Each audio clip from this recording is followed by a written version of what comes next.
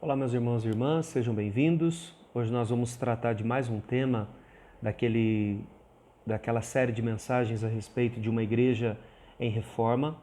E nós vamos falar hoje sobre a soberania de Deus. Esse é um tema também que foi muito debatido na Reforma Protestante e os teólogos daquela época entendiam que a soberania ela era necessária para que houvesse o sustento de todas essas doutrinas, das doutrinas que nós já falamos até aqui, né? Quando nós falamos então sobre soberania, nós estamos falando sobre um firmamento. E toda a Bíblia vai falar sobre a soberania de Deus e vai demonstrar aspectos de Deus como ser o Criador, ser o Rei, ser o Juiz, ser aquele que vai consumar todas as coisas, aquele que propõe a nossa salvação e não só isso, mas ele também é o Cordeiro de Deus que nos livra do pecado, que nos salva, que morre no nosso lugar. Então, falar sobre a soberania de Deus é falar sobre um atributo de Deus que abrange, que engloba muitos aspectos, muitas coisas daquilo que nós vamos tratando dia após dia. Quando nós então pensamos sobre soberania de Deus, eu acredito que é importante a gente pensar dessa forma. Nós, no tempo que vivemos, temos uma dificuldade para entender o que é a soberania, porque falar sobre isso soa aos nossos ouvidos como algo opressivo, como algo imposto e que gera necessariamente sofrimento, gera necessariamente escravidão. Isso porque os regimes que nós conhecemos como regimes onde uma pessoa era o soberano foram nos últimos anos, né, na nossa história recente, dessa maneira. Nós não temos então uma figura de alguém que fosse um soberano e que fosse bom, e que fosse justo, que fosse equilibrado. Pelo contrário, nós temos modelos que são assim ainda no nosso mundo, alguns ali da Coreia do Norte, alguns lugares assim, mas que são questionáveis se de fato são lideranças únicas e também a forma como isso se manifesta e o povo vive também é questionável. O modelo que a gente vive, por exemplo, é bem diferente de alguém que é soberano. Nós temos um presidente que é eleito, mas que também não tem autonomia total para fazer aquilo que ele bem entende. O nosso país é dividido aí em 3 poderes, né? E quando nós pensamos, por exemplo, na Inglaterra, onde nós temos ainda uma família real, existem outros países também, mas eu acho que o mais conhecido é a Inglaterra. Nós temos uma rainha, nós temos uma coroa, um cetro, nós temos toda essa construção da monarquia, mas nós também temos um parlamento, um primeiro-ministro e nós temos decisões sendo tomadas de maneira diferente. É claro que a rainha ela é importante, ela é um símbolo, ela tem alguma expressão dentro das coisas que acontecem, mas ela não tem autonomia mais completa como era antigamente. E muitas vezes eu penso que aqui fica o alerta, a primeira questão para a gente pensar, que quando nós falamos sobre soberania de Deus, nós temos um Deus soberano, mais ou menos como a rainha da Inglaterra, que tem uma coroa, que tem um título, que tem alguma influência, que tem alguma importância para nós, mas não que tem a última palavra, não que tem de fato a chave das coisas na mão e vai resolver e vai determinar e vai mostrar como as coisas devem ser, né? Então, o medo que eu tenho é que a gente, como igreja, fale bastante sobre Deus ser soberano, cante a respeito disso, mas que nós não tenhamos uma praticidade de como isso funciona. Então, eu quero abordar esse tema hoje a partir de um texto que pode parecer estranho, porque nós temos textos que são clássicos quando nós falamos sobre a soberania de Deus. Nós temos, por exemplo, Romanos 9, Romanos 11, nós temos Efésios capítulo 1 e 2, nós temos o texto de Jó no capítulo 41, nós temos o Salmo 93, nós temos 1 Crônicas 29, enfim, nós temos muitos textos que são clássicos quando são usados, né, para ensinar a respeito da soberania de Deus, Nós vamos fazer referência a eles, mas o texto que, na minha maneira de ver, é o mais importante para que a gente estabeleça essa lição e esse ensino de hoje é Mateus capítulo 6, o final do verso 13. Aqui nós estamos falando sobre a oração que Jesus nos ensina, a oração chamada oração do Pai Nosso. E no finalzinho do verso 13, ele termina dizendo: pois teu é o rei, o reino, o poder e a glória para sempre. Amém. Isso aqui nós chamamos de doxologia, que é um momento de adoração, de reconhecimento. E eu penso que para que a gente não tenha um Deus que usa coroa, tem um cetro e está sentado no trono, mas que não interfere na nossa vida, nós precisamos ter a visão daquilo que Jesus está apresentando aqui. Então, Jesus está apresentando um Deus que tem o reino, o poder e a glória nas suas mãos, mas essa constatação da parte de Jesus, e ele ensina isso para nós, é a partir de um Deus que é nosso Pai. É a partir de um Deus que ele está nos céus, mas ao mesmo tempo ele está conosco. É o ensino a respeito de um comportamento que a gente tem que ser de buscar e de reconhecer a santidade, ou seja, essa distinção que o nome de Deus tem. Ao mesmo tempo, é a ansiedade, não no sentido ruim, mas a espera, o aguardar do reino de Deus sendo manifesto por completo. Da mesma forma, a espera para que a vontade dele seja feita e seja feita em todos os lugares.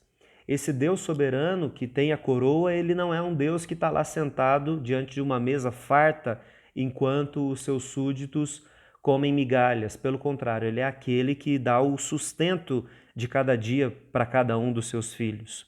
Ele é aquele também que é misericordioso e nos perdoa, mas ele também vai nos qualificar para perdoar aqueles que fizeram algo contra nós.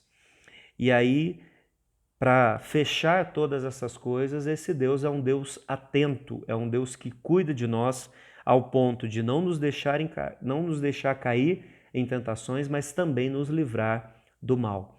Então, depois de falar sobre todas essas características dessa pessoa, desse Deus, não há outra coisa a não ser no nosso coração do que gratidão. E é por isso, então, que se manifesta essas características, que dele é o reino, dele é o poder e dele é a glória. É importante a gente dizer que Deus ele não precisa do nosso reconhecimento. Se ele precisasse, ele não seria soberano.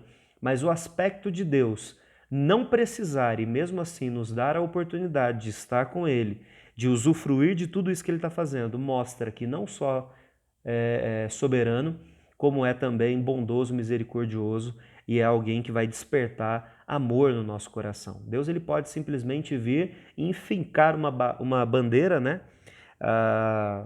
na nossa vida e dizer, pronto, agora você é meu. Mas ele não faz assim, né? Nós temos os relatos bíblicos de que Deus utiliza da sua graça, da sua misericórdia para nos atrair, para criar afeto em nosso coração, para que a gente recorra a Ele como Senhor da nossa vida. E essas três palavras, essa divisão que fica bem clara nesse texto, nessa doxologia, ela vai apontar para coisas que são importantes para que a gente entenda. Então, quando nós declaramos que dele é o reino, e quando nós falamos lá na oração em cima, para vir o reino dele, nós estamos falando que Deus é o rei. Se você se lembrar, o Salmo 93, versos 1 a 3, pelo menos, dizem assim: reina o Senhor, revestiu-se de majestade, de poder se revestiu o Senhor e se cingiu, firmou o mundo e que não vacila. Desde a antiguidade está firme o teu trono, tu és desde a eternidade. Levantam os rios, ó Senhor, levantam os rios o seu bramido, levantam os rios o seu fragor. E aí depois o texto vai continuar dizendo, mas o Senhor nas alturas é mais poderoso do que o bramido das grandes águas, do que os poderosos vagalhões do mar.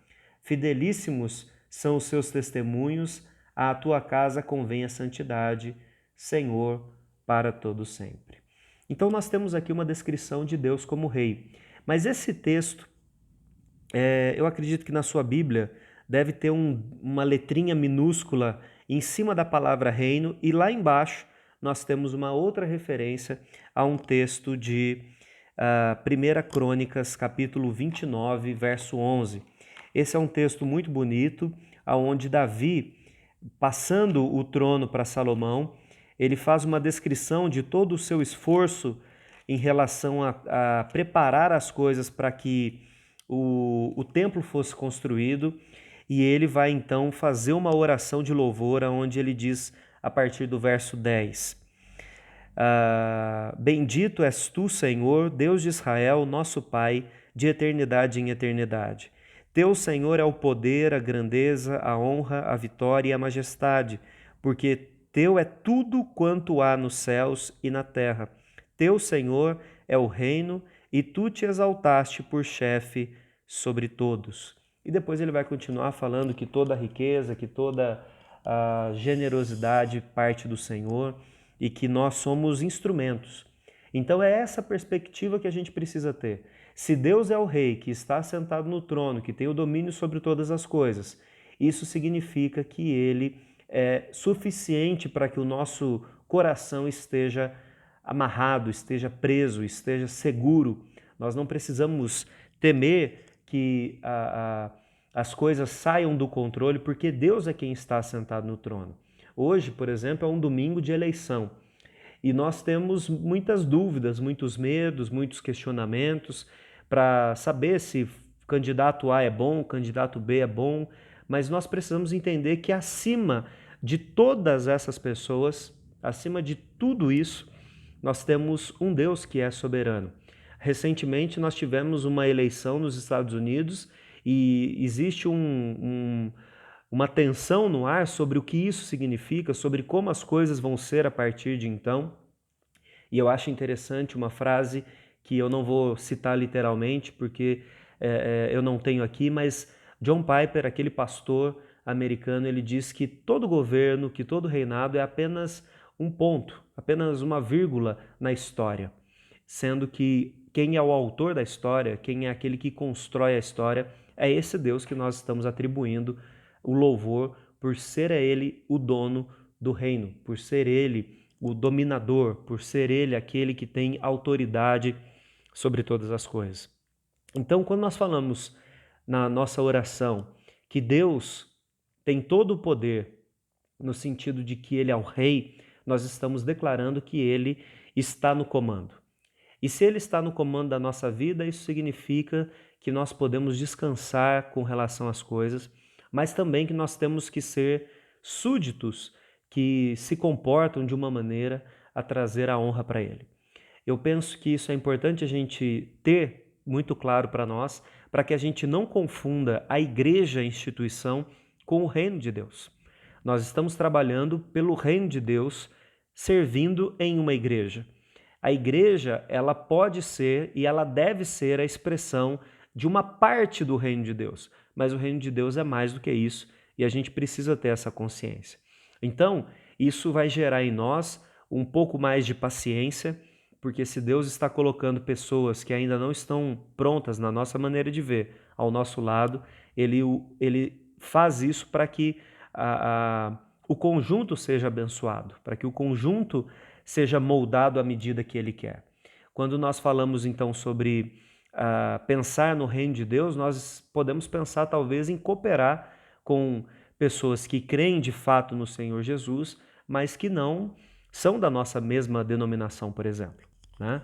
Eu não estou falando nada sobre ecumenismo, porque isso é outra coisa. O que eu estou falando é sobre cooperação cristã de pessoas que de fato nós entendemos que são crentes, que são verdadeiros servos e servas de Jesus.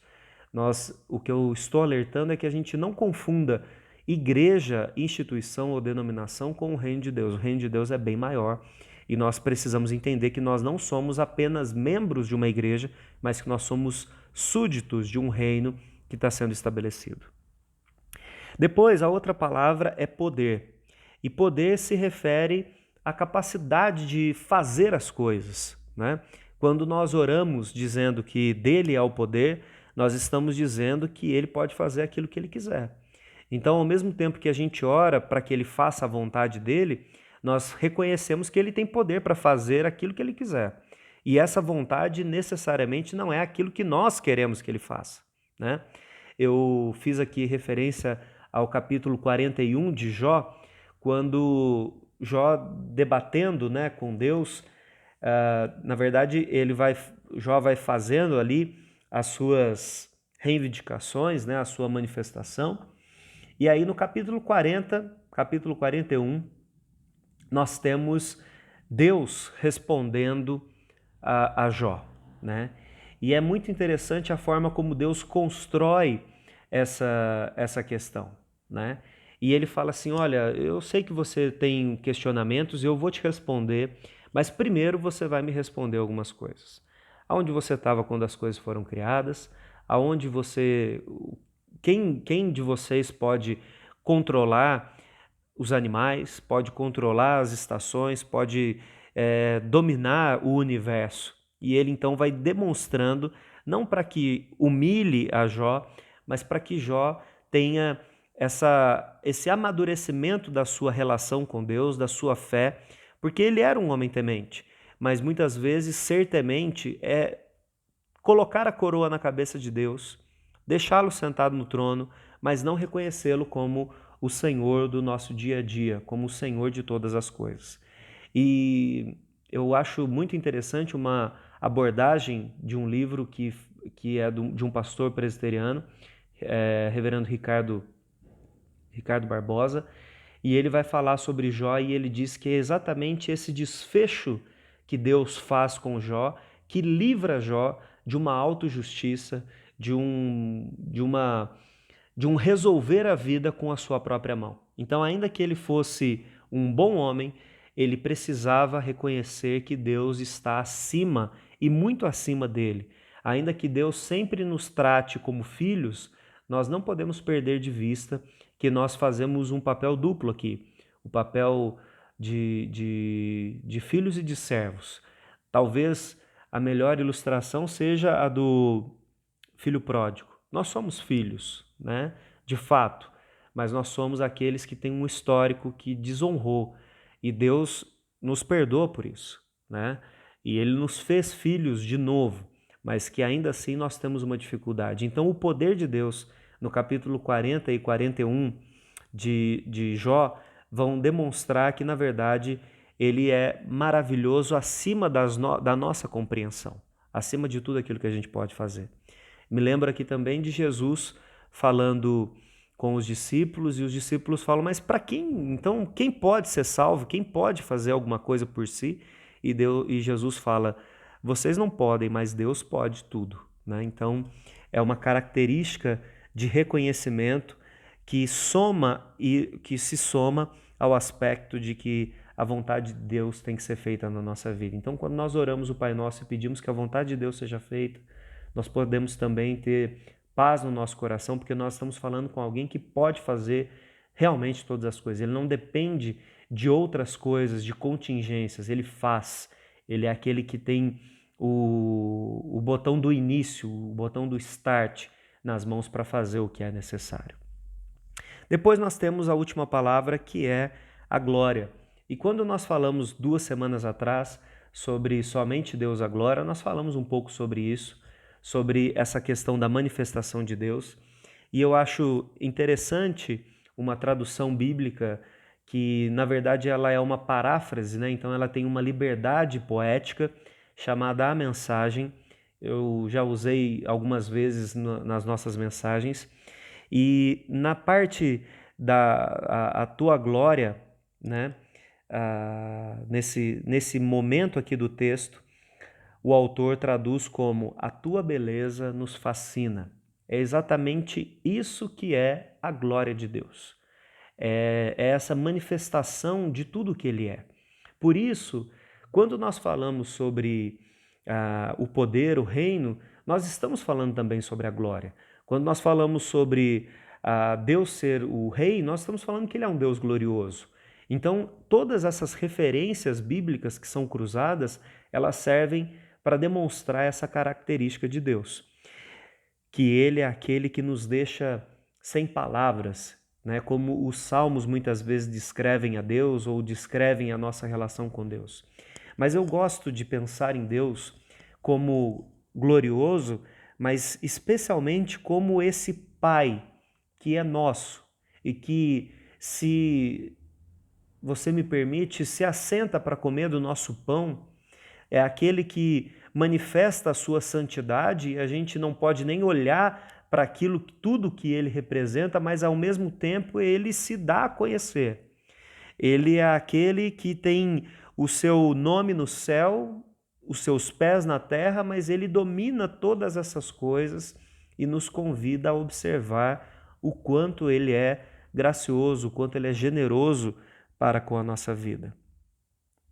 Mais do que tudo, ele é aquele que está tão presente junto a nós que ele não permite que a gente caia em tentação ou que o mal tome a nossa vida. Então ele também nos livra, né? Eu penso que se nós começarmos a ensinar as pessoas que Deus ele é soberano, não apenas como aquele que está sentado no trono, mas como aquele que está ao nosso lado, aquele que caminha conosco, aquele que não deixa de ser Deus por estar com seres humanos pecadores, né? Nós vamos ter mais e mais pessoas fascinadas pela glória de Deus. A mensagem de hoje, então, é essa, irmãos. Que você possa olhar mais uma vez para essa oração, mas que você olhe agora, chegando ao final dela, com uma perspectiva de louvor. Se Deus fez todas essas coisas por mim, se Deus faz tudo isso no meu dia a dia, isso significa que Ele tem todo o poder, toda a autoridade, que Ele é soberano sobre todas as coisas. Pensar em Deus como um Deus soberano, mas um Deus que está presente na nossa vida, muda a nossa forma de viver, porque nos ensina que Deus não está distante, Ele está muito próximo de nós e Ele está cuidando de nós. Então você pode descansar. Não são as eleições municipais que vão mudar a nossa vida, não é a eleição dos Estados Unidos que vai mudar a nossa vida, mas Deus tem controle sobre tudo isso. A Bíblia nos ensina que a gente deve orar por essas coisas e à medida que nós oramos, Deus ou transforma situações ou muda ou nos prepara para lidar com situações novas. Então que eu e você possamos, como igreja, ser pessoas alertas, despertas para reconhecer a soberania de Deus, mas para também fazer aquilo que cabe a cada um de nós e que Deus possa cada dia mais manifestar a sua glória, o seu reino e o seu poder sobre a nossa vida. Que Deus te abençoe e em breve a gente se encontra.